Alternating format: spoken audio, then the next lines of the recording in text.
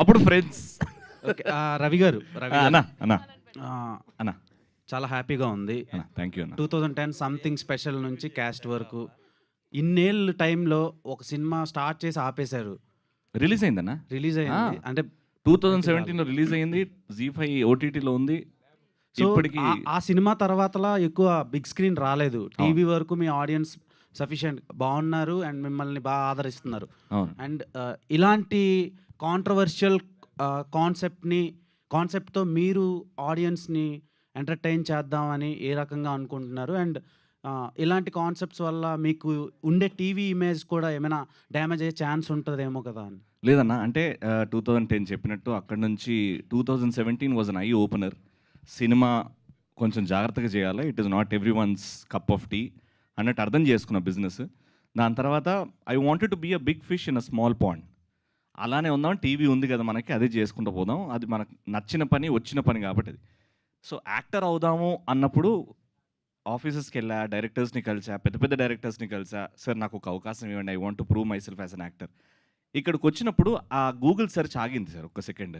ఎందుకంటే కథ చెప్పినప్పుడు I can show my intensity. ఒక రవిని ఇప్పటివరకు ఇంట్లో కుర్రాడు, నవ్విస్తాడు, పంచలేస్తాడు అనే దానికి అది మొత్తం తోడిపోయేసరే వీడిలో ఒక ఇంటెన్సిటీ ఉంది. కాంట్రవర్సీ ఏం లేదు సార్, ఉట్టి ఆ పేరు ద్వారా అనిపించచ్చేమో కానీ సినిమా చూసిన తర్వాత ఎంటర్టైన్మెంట్ ఒక మంచి ఫీల్ గుర్తుని బయటకు వస్తారు. మంచి పాయింట్ చెప్పాము, ఎక్కడ కూడా కాంట్రవర్సీ ఒక కాస్ట్ పేరు తీసి కానీ ఒకరిని కిందికి చేసి కానీ ఏం చూపెట్టలేదు. Pure entertainment. అంటే మన నిజ జీవితంలో జరిగే సన్నివేశాలే సినిమాలో కనబడతాయి. కోర్స్ టైటిల్లో అబ్జెక్ట్ చేస్తే అది తర్వాత విషయం చూసుకుందాం, కానీ నాకు అనిపించింది ఎక్కడ కాంట్రవర్సీ నేను చేయలేదు. I have shown my intense acting. నాలో వేరే యాంగిల్ ఏదైతే ఉందో, నాలో ఎవడైతే ఆ యాక్టర్ పిచ్చోడు ఉన్నాడో ఆ పిచ్చోడు బయటకు వచ్చాడు sir. Thanks to him. One more question sir. తమిళ్లో యాంకర్స్ ఆర్జేలు వీజేలు సక్సెస్ అయినట్టు తెలుగులో అవ్వట్లేదు బిగ్ స్క్రీన్ వరకు. అంటే అక్కడ శివకార్తికేయన్ గారు ఉన్నారు, ఇలా చాలామంది ఉన్నారు. మన తెలుగులో మీరు, తర్వాత ప్రదీప్ గారు అండ్ సన్నీ, ఇలా చాలామంది ట్రై చేశారు బిగ్ స్క్రీన్కి. కానీ ఎందుకు ఇంకా స్ట్రగుల్ అవుతున్నారు? అంటే ప్రాపర్ సక్సెస్ వాళ్ళకు వచ్చినంత మీకు ఎందుకు రావటం లేదు? దానికి రీజన్ ఏమైనా కనుక్కున్నారు సార్? ఒక హార్డ్ హిట్టింగ్ ట్రూత్ ఏంటంటే సార్, ఇక్కడ ఆడియన్స్ చాలా ప్రేమగా ఓన్ చేసేసుకుంటారు సార్. ఎవరినన్నా టీవీ అయినా సినిమా అయినా మమ్మల్ని అంతగా ఓన్ చేసేసుకున్నారు. ఇప్పుడు నేను ఒక సినిమా తీసి, లేకపోతే నా కొలీగ్స్ కానీ సినిమా తీసి 200 పెట్టి ఫ్యామిలీతో సినిమా రావాలంటే, నిన్న రాత్రి వాడిని చూసా. పెద్ద స్టార్ ఒక 6 నెలలకు ఒక్కసారి ఇంటర్వ్యూలో కనబడితే ఆయన సినిమాకి వస్తారు సార్. నేను ప్రతిరోజు టీవీలో కనిపించుకుంటూ 200 పెట్టి థియేటర్కి వచ్చి సినిమా చూడు అంటే అది లేదు sir. It's all image driven. Sivakarthikeyan గారు అది బ్యారియర్ని బ్రేక్ చేశారు. చేసి యష్ గారు ఆ బ్యారియర్ని బ్రేక్ చేశారు. Once of case sir. నేను కూడా అదే ప్రయత్నం దీని ద్వారా. సరే వస్తారేమో, రేపొద్దున నా యాక్టింగ్ చూసి వస్తారేమో. టీవీ ఆపుదామంటే ఫ్యామిలీ ఇష్యూస్, ఎవ్రీ మంత్ రావాలి. సినిమా అనేది 6 నెలలు పట్టచ్చు, 8 నెలలు పట్టచ్చు. అంత చేసిన తర్వాత రిలీజ్ అవుతా లేదా అని డౌట్. అండ్ ఇక్కడ తెలుగు ఆడియన్స్ ఎందుకో మా టీవీ ఆర్టిస్టులు సినిమాలు థియేటర్లో చూడట్లేదు సార్, రావట్లేదు సార్ బయటికి. అంటే నేను పేర్లు వద్దు కానీ చాలామంది చేసాం, టీవీ నుంచి చాలామంది వచ్చాం. అది చేయలేక మళ్ళీ టీవీలోకి వస్తున్నాం. ఎందుకు మన తెలుగు ప్రేక్షకులు టీవీ ఆర్టిస్ట్ సినిమా తీస్తే థియేటర్కి రావట్లేదు? ఆ పాయింట్ అర్థం కావట్లేదు. అంతే ఇంటెన్సిటీ, అంతే చేస్తున్నాం. ఎక్కడో మనం సినిమా అంటే మినిమం 200 కోట్లు ఉండాలి, లేకపోతే 1,50,00,000 చేసి దాన్ని బాగా ప్రమోట్ చేసి పెద్ద స్టార్స్తో ప్రమోట్ చేయించుకొని తీసుకురావాలి. మధ్యలో మీడియోకర్ 5 కోట్ల 6 కోట్ల సినిమా అంటే ఇది ఓటీటీలో వస్తుందిలే అని ఒక ఇది పాయింట్ వచ్చేసింది. అది ఆ ఫార్ములా అర్థం కావట్లేదు. దాన్ని బ్రేక్ ఎలా చేయాలనో అర్థం కావట్లేదు.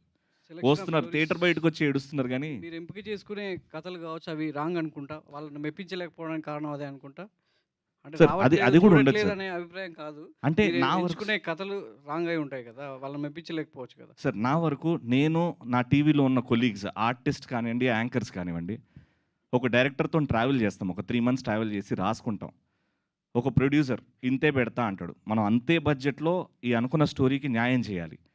అన్నీ అనుకుంటాం కరెక్టే ఉంది, కరెక్టే, ఎక్కడో ఎగ్జిక్యూషన్లో ఇది పోతుంది. అండ్ తెలుగు ఆడియన్స్, మన ఆడియన్స్ ఏంటంటే కొంచెం గ్రాండియర్ ఎక్స్పెక్ట్ చేస్తాను. నేను డబ్బులు పెట్టానంటే ఖచ్చితంగా ఎక్స్పెక్ట్ చేస్తాను అని వస్తారు.